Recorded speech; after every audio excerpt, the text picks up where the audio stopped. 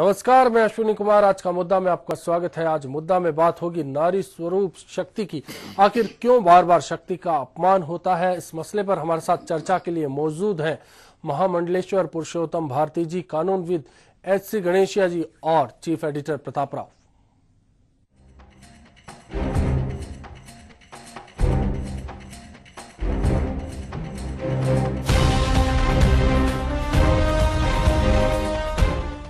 आइए पहले जान लेते हैं रिपोर्ट के जरिए कि कैसे हालात हैं अभी देश के। भरतपुर के कचरा पात्र में मिला कन्या भ्रूण। टूडू के पास महिला को डायन बताकर की मारपीट। वनस्थली विद्यापीठ में छात्राओं से दुराचार। राज्य में हर रोज होते हैं 50 से ज्यादा बलात्कार। ऐसे में बस एक ही सवाल, शक्ति का और कितना अपमान। औरत ने जन्म दिया मर्दों को, मर्दों ने उसे बाजार दिया। जब जी चाहा नस्ला कुचला, जब जी चाहा धुतकार दिया। यूं तो हम साल में 2 बार नारी शक्ति की पूजा करते हैं, नारी को महानता का दर्जा देते हैं, लेकिन जिस तरह से नारी का अपमान किया जा रहा है, ये बातें बेमानी लगती हैं। कन्या भ्रूण हत्या, बलात्कार, दुष्कर्म के मामले लगातार बढ़ते जा रहे हैं और नारी शक्ति का अपमान हो रहा है। पिछले 40 सालों में 873% तक रेप के मामले बढ़ गए हैं। हर 22 मिनट में एक दुष्कर्म हो जाता है। हर 76 मिनट में एक बच्ची से दुष्कर्म होता है। वर्ष 2010 में बलात्कार के 5484 मामले सामने आए। वर्ष 2011 में बलात्कार के 7112 मामले सामने आए, यानी कि 30% मामलों में बढ़ोतरी हुई। राष्ट्रीय अपराध रिकॉर्ड ब्यूरो के आंकड़े बताते हैं कि दिल्ली बलात्कार के मामले में सबसे आगे है। राजस्थान की राजधानी जयपुर का नंबर 5वां है। विश्व स्वास्थ्य संगठन के आंकड़े कहते हैं कि हर 54 मिनट में 2 बलात्कार हो जाते हैं। राजस्थान में हर दिन करीब 50 मामले दुष्कर्म के सामने आ रहे हैं, यानी कि हर घंटे में 2 महिलाएं अपनी अस्मत गंवा देती हैं। राजधानी जयपुर में भी महिलाएं सुरक्षित नहीं है। देश में जयपुर का नंबर 5वां है। वर्ष 2010 में राजस्थान में करीब 1500 बलात्कार के मामले सामने आए। वहीं 2011 में 1800 मामले सामने आए। कन्या भ्रूण हत्या के मामले भी देश में लगातार बढ़ते जा रहे हैं। 2001 से 2005 के बीच करीब 6,82,000 कन्या भ्रूण हत्याएं हुई, यानी कि हर दिन करीब 2000 कन्या भ्रूण हत्याएं। ये आंकड़े एकदम भयावह हालातों की ओर इशारा करते हैं।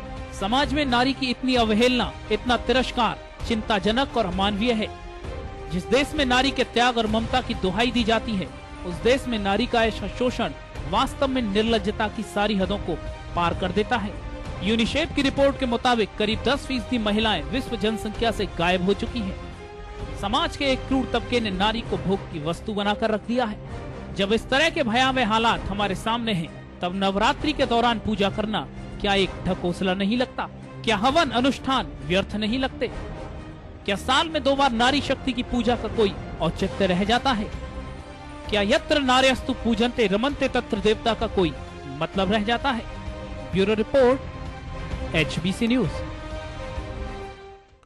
चर्चा में खास मेहमान हमारे साथ हैं पुरुषोत्तम भारती जी। पुरुषोत्तम जी, नवरात्र थे, देवी पूजा हुई, देवी की उपासना हुई। क्या कारण है कि उपासना आराधना के बाद सम्मान की जो बात होती है वो कहीं समाज में आकर अपमान में तब्दील हो जाती है? देखिए, वर्तमान में जो स्थितियां बनी है, जब हमारी सृष्टि की उत्पत्ति हुई थी तो हमने, हमारे जो देवता हैं उन्होंने शक्ति का पूरा आदर किया और शक्ति को एक सृष्टि के विस्तार का माध्यम बताया। हमारी जो प्रमुख शक्तियां जो मानी गई हैं, जैसे विद्या के प्रतीक हैं वो माता सरस्वती हैं, जो वैभव के प्रतीक है माता लक्ष्मी हैं, और अपने पौरुष की जो प्रतीक है माता दुर्गा हैं।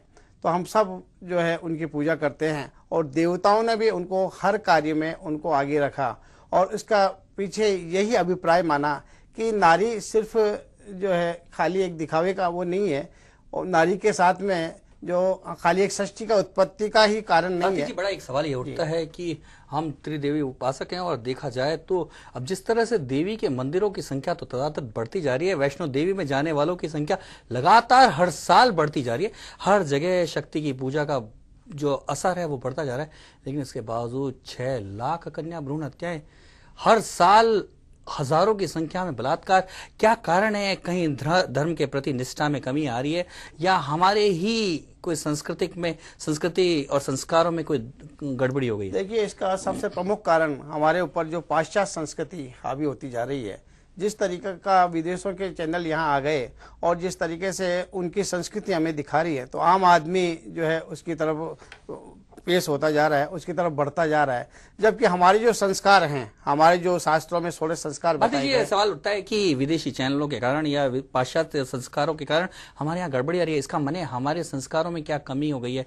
क्या हमारे संस्कार कमजोर हो गए हैं जिसके चलते विदेशी संस्कारों का असर ज्यादा पड़ रहा है? देखिए, हमारे जो लोग हैं, जो पहले जैसे एक मैं आपको कुछ समय पहले ले जाना चाहता हूँ, रजवाड़ों का जो टाइम हुआ करता था, जो विद्वान लोग होते थे उनका एक ही उद्देश्य होता था कि वो अपनी संस्कृति का ज्यादा से ज्यादा प्रचार प्रसार करें, हमारा जो पुरातन संस्कृति है उसका प्रचार प्रसार करें, हमारे जो धार्मिक कार्यक्रम है उनके माध्यम से लोगों को उनकी तरफ जागृति लावें। लेकिन क्योंकि जिस तरीके का युग परिवर्तन हुआ और जिस तरीके से लोग अर्थ की तरफ दौड़ने लगे, तो उसके माध्यम से वो लोग भी थे। उनके पहले क्या होता था, जैसे राजाओं के टाइम की मैं एक मिसाल बताना चाहता हूँ कि राजाओं के टाइम पे जो विद्वान लोग होते थे उनकी सारी आजीविका की व्यवस्था उनकी तरफ से की जाती थी, चाहे वो मंदिर के माध्यम से हो, चाहे अन्य उनको जो है इस तरीके से। इसलिए वो समाज और संस्कार की ओर बड़ा ध्यान देते थे। गणेशा जी, आप सीनियर एडवोकेट हैं और कहीं क्या लगता नहीं है कि जो पहले हमारे समाज में जो कानून और व्यवस्था की जिम्मेदारी धर्म और शास्त्रों के अनुसार होती थी, लेकिन जब से जिम्मेदारी लोकतंत्र आया, देश में शासन व्यवस्था बनी या ब्रिटिशर्स आए, उसके बाद सारी की सारी जिम्मेदारी जो कोर्ट और कानूनों की किताबों के हाथ में आ गई, उसके बाद गड़बड़ी कुछ ज्यादा हुई है। देखिए, मैं आपको एक पीछे ले जाना चाहूंगा कि हमारा देश स्वतंत्र जो है 1947 में हुआ जी। जो 1947 देश जब स्वतंत्र हुआ था तो ब्रिटिश कॉन्स्टिट्यूशन जो है ना 1936 तक ब्रिटिश कॉन्स्टिट्यूशन पर हम चलते रहे। सारा कानून जो है, आत्मा तो हमारी थी नहीं, आत्मा भी विदेशी थी उस समय तक। 26 जनवरी 1950 को जब अपना देश स्वतंत्र हुआ तब हमारा अपना एक कॉन्स्टिट्यूशन आया, हमारे कानून शुरू हुए। तो चूंकि हमारे जितने भी लॉ हैं वो अफेक्टेड रहे ब्रिटिश कानून से।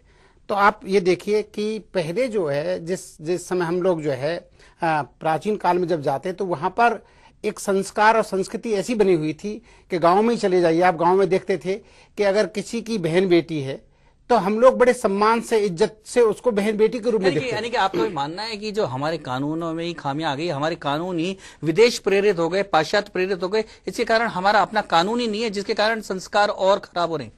एक्चुअली कानून जो है ना, जैसे समय परिस्थिति काल के अनुसार कानून में परिवर्तन भी ला रहे हैं, लेकिन अभी मैं ये कहूंगा कि हमारा जो है जैसे आईपीसी में प्रोविजंस दे रखे हैं महिलाओं से संबंधित और बड़े इंपॉर्टेंट प्रोविजंस हैं। जैसे आप बलात्कार की बात कर रहे थे, 376 का प्रोविजन है, उसमें सजा भी आजीवन कारावास तक। लेकिन सवाल पैदा उठता है कि बलात्कार के केस में हमारे साथ दुर्भाग्य है कि कोई भी महिला जो हमारे भारतीय संस्कृति से जुड़ी हुई है वो कोर्ट में जाती है तो उसका रोज दूसरा वकील जब उससे क्रॉस करता है तो ऐसा लगता है कि उस औरत के साथ रोजाना वो जो रिपीटेशन हो रहा है, जो अपराध है उसका रिपीटेशन, तो महिला उस भय से। तो क्या आपको लगता है कि क्या कठोर कानूनों से इस तरह की जो अपराध हैं, जो सामाजिक अपराध जो कहलाते हैं, रोका जा सकता है उनको? निश्चित तौर पर। मैं उसके पीछे रीजन बताऊं आपके लिए कि जैसे इस्लामिक लॉ है, हम मानवाधिकार की बात करते हैं, इस्लामिक लॉ है, वहां पे कहते हैं कि बलात्कारी को तब तक पत्थर दे के मारिए जब तक कि उसकी मृत्यु ना हो जाए। भारती जी, आप हैं, इनका कहना है गणेशा जी का कि सख्त कानून बदल सकते हैं समाज की धारा को। क्या लगता है आपको, या समाज में वो उन्हीं संस्कारों की जरूरत पड़ेगी, उन्हीं धर्म और उन्हीं मूल्यों पर चलना होगा, या कानून भी बदलाव ला सकता है? देखिए, कानून तो अपनी जगह है, कानून से भय उत्पन्न हो सकता है, लेकिन जब तक हमारे संस्कारों में हम बदलाव नहीं लाएंगे और हमारी जो नई पीढ़ी है उसमें वो संस्कार नहीं डालेंगे, जब तक उस चीज को खत्म करना क्या पूरी तरीके से। आज की जो हालात है, जो व्यवस्थाएं है, जिस तरह की शिक्षा व्यवस्था है, जिस तरह का हमारा पारिवारिक माहौल है, सामाजिक माहौल है, उसमें कोई संभव है इस तरह के संस्कारों को लाना? बिल्कुल संभव है, अगर यदि लोग जो है उसकी तरफ प्रेरित करें। क्या होता है कि आजकल बिजी लाइफ रहती है, हस्बैंड वाइफ जो है, पति पत्नी दोनों जो है किसी न किसी उसमें जो है कोई सर्विस करते हैं या कोई व्यापार करते हैं, तो उसमें उन लोगों के पास इतना टाइम नहीं रहता है कि वो अपने जो संस्कार उसमें डाल सके। वो सुबह से लेकर सुबह निकल जाते हैं जल्दी और रात को लेट आते हैं। बच्चे दिन भर क्या करते हैं, उनको मॉनिटरिंग वगैरह नहीं हो पाती है। एक और भारती जी, एक और बड़ा सवाल उठता है कि हम लोग इन 9 दिनों में तो शक्ति की जबरदस्त पूजा की, पता नहीं कितने मंत्र और कितने हवन किए होंगे। क्या इस तरह की मानसिकता के साथ, इस तरह के कुछ संस्कारों के साथ इस तरह की पूजा करने का कोई लाभ होता है क्या? निश्चित रूप से लाभ होता है। और आप देखेंगे कि जैसे वैष्णो देवी का आपने उदाहरण दिया और जितने धार्मिक स्थान है, पहले क्या होता था कि जो बुजुर्ग लोग होते थे, जो 50 से जिनकी एज ज्यादा हो जाती थी, 60 साल 75, वो ये मानते थे कि भाई अब धर्म की तरफ हम जुड़ रहे हैं। लेकिन वर्तमान में जो स्थिति है, आप देखें कहीं भी किसी भी मंदिर का आप देख लें, चाहे तिरुपति बालाजी का देख लें, यहाँ का देख लें, जयपुर में अनेक मंदिर हैं, वहां आप देखें जो युवा पीढ़ी है उनका धर्म के प्रति लगाव हुआ है। लेकिन बाती जी, बड़ा सवाल यह उठता है कि मन में कुसंस्कार हो और हम देवी के सामने हाथ जोड़ रहे हो, क्या उससे भी देवी खुश हो जाएगी? देखिए, सबकी ये धारणा नहीं है, मैं इससे सहमत नहीं हूँ। नहीं, जिनके मन में कुसंस्कार है, जिनके मन में स्त्री के प्रति सम्मान नहीं है, और ऐसा व्यक्ति यदि हाथ जोड़ता है देवी के आगे और नवरात्रा का व्रत करता है, क्या उसको कोई फल मिलेगा? नहीं, उसको फल नहीं मिलेगा। और मैं ये मानता हूं कि लेकिन धीरे धीरे जैसे जैसे मैं समझता हूं कि अगर वो रोजाना जैसे मंदिर जाते हैं या नवरात्र रोजाना करते हैं, तो कुछ तो उसके मन में परिवर्तन आएगा। और धीरे धीरे अगर ये स्थिति बनी रहती है तो वो उसमें जो है ये परिवर्तन होगा। और जैसा कि आप देखें, जितने भी अपराध होते हैं, जैसे नवरात्रों का टाइम होता है और कोई ऐसे धार्मिक आयोजनों का टाइम होता है, उसके अंदर वो अपराधों की संख्या कुछ कम होती है। जी बिल्कुल, कहीं ना कहीं समाज में जो बदलाव है उनका असर भी इसमें देखा जाता है। संस्कारों की बात आती है। चर्चा को जारी रखेंगे, वक्त है एक ब्रेक का, जल्द लौटेंगे।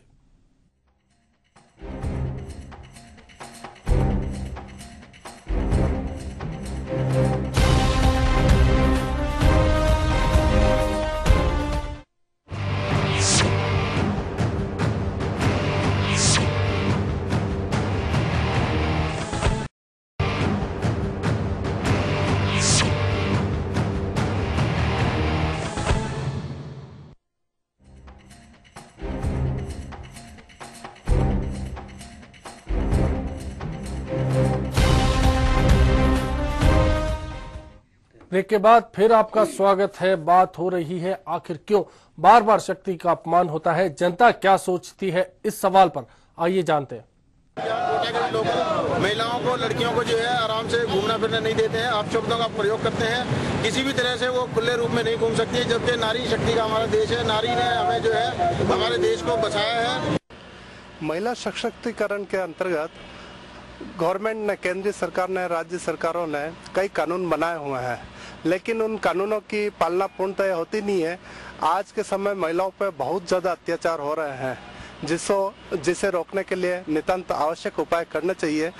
3 साल की बच्ची, 5 साल की बच्ची के साथ जो गलत कार्य, अन्याय किया जाता है, वो हमारी आत्मा कांप जाती है ये देख करके, सुन करके। आज भी समाज में, जबकि पहले ऐसा नहीं होता था, ये दिन पर दिन ये कलयुग आ रहा है, इस कलयुग में ये घटनाएं बढ़ रही हैं, ये बड़ी शर्म की बात है। सुप्रीम कोर्ट का जिन्होंने कई बार अध्यादेश जारी किए, जिन्हें समय समय पर, परंतु आज कहीं पे भी आप देख लिए, अभी आपने सामने राजस्थान के अंदर ही विद्यापीठ है, उसके अंदर कितनी बड़ी हादसा हुआ। महिलाओं पर आए दिन अत्याचार हो रहे हैं, समाचार पत्रों में और इलेक्ट्रॉनिक मीडिया में पढ़ने को मिलता है, परंतु सरकार निष्क्रिय बनी हुई है, सो रही है। जैसे देखा जाए तो 9 दिन तक नवरात्र के अंदर कन्या को पूजा जाता है, और दूसरी तरफ भ्रूण पोषण। फिर सवाल खड़े होते हैं, फिर हर और बात होती है। सीनियर एडवोकेट हमारे साथ हैं गणेश जी। गणेश जी, क्या लगता है कानून की अगर बात की जाए, क्योंकि भ्रूण हत्याओं का भी मामला आता है नारी अपमान को लेकर, क्या वहां कानून का कारगर साबित नहीं हो पाता? एक्चुअली क्या है कि सरकार जब जब ये महसूस करती है कि कहीं कुछ जो है अपराध हो रहा है, तो उस अपराध से संबंधित जो है उससे संबंधित कानून बनाए जाते हैं। और कानून में जो है, जैसे भ्रूण हत्या है, भ्रूण हत्या के लिए जो है प्रसव पूर्व जो है परीक्षण के संदर्भ में 1994 में एक कानून आया और उसको 1 जनवरी 1996 में लागू किया गया। उसमें ये किया कि अगर प्रसव का कहीं पे ही परीक्षण होता है, उसके पीछे रीजन ये था कि चूक लड़की और लड़के वाला मामला था, उसमें ये देखते थे कि लड़की अगर है तो उसकी हत्या करने के लिए जो है वहां परीक्षण। तो उस संदर्भ में स्थिति ये हुई कि कानून आया और उसमें प्रोविजन रखा कि 5 साल की सजा और 50,000 रुपए तक जुर्माना का। लेकिन इससे ही यही काफी नहीं है, इसके अतिरिक्त आईपीसी में अलग से जो है 312 से 315 तक जो सेक्शन है वो इसी पर्पज